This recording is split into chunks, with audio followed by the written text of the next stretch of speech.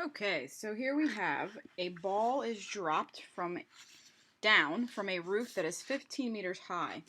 How much time will it take for the ball to reach the bottom? Okay, step one is always to draw a picture, so we'll go up here and draw ourselves a picture. We've got a rooftop and make it flat so it's easy for the person to stand on it. And here's our person, and they're dropping a ball. Okay, we know the rooftop is 15 meters high, so I'm going to label this as 15 meters.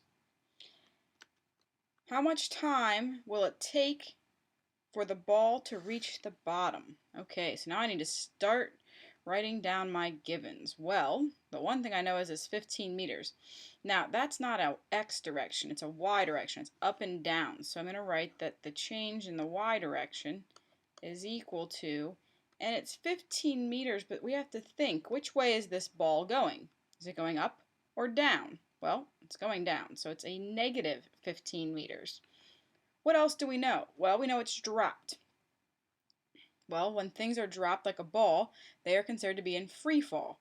And when anything is in free fall, it has an acceleration of negative 9.81 meters per second squared.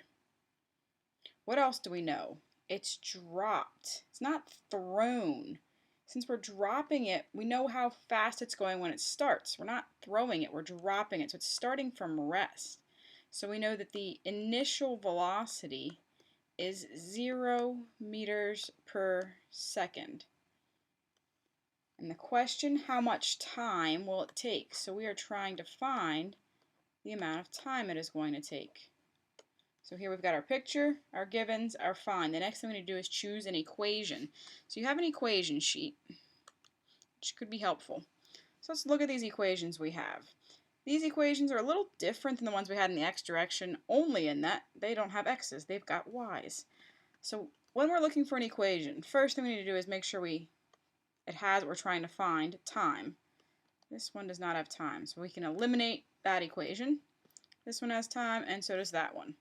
Next, go through and see which equation has all the other variables. Well, we know the acceleration, negative 9.81. We know the initial velocity is 0. We do not know the final velocity, so this equation will not work. We know the change in the displacement. The ball drops 15 meters.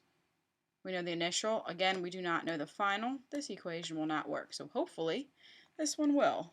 Negative 15 here. The initial velocity is 0. The time is what we're trying to find, so that's okay. 1/2. The acceleration we know, negative 9.81. The time we're trying to find. Excellent. This will be the equation that we use.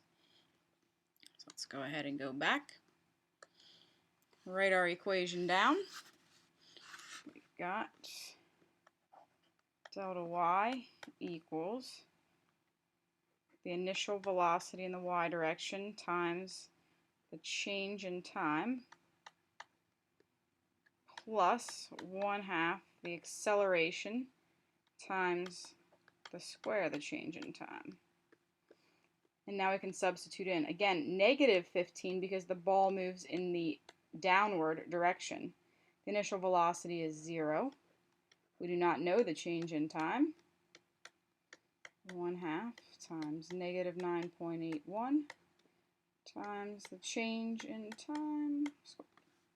Okay, so now we need to start solving this. We can simplify this first. This 0 times t is 0, so it just eliminates itself. So we can go ahead and rewrite it without that term in there. Half, we can also simplify this a little bit too. Half of negative 9.81 is negative 4.905. And then we've got our delta t squared.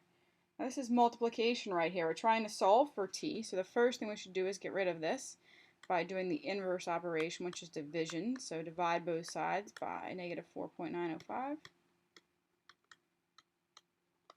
And we get 3.06 is equal to the change in time squared.